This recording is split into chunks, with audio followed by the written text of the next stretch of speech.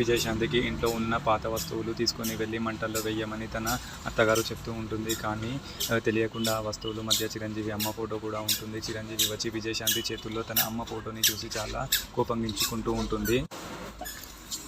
మా అమ్మ ఫోటోని మంటల్లో వేస్తావా నువ్వు, కాబట్టి వదిలేస్తున్నాను, ఇంకెవరైనా అయితే నరికేసేవాడిని అని చాలా గట్టిగా తిడుతూ ఉంటుంది.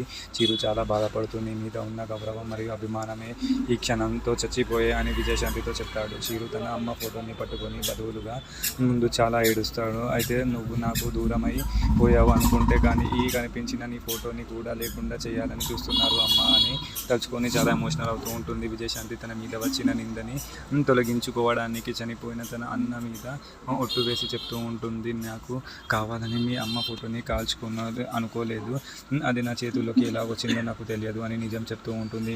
మా అన్న మీద ఒట్టి వేసి చెప్తున్నా కూడా నువ్వు నమ్మకపోతే నేను ఏమి చేయలేను అని ఉంటుంది. మన నెక్స్ట్ ఏం జరుగుతుందో చూద్దాం.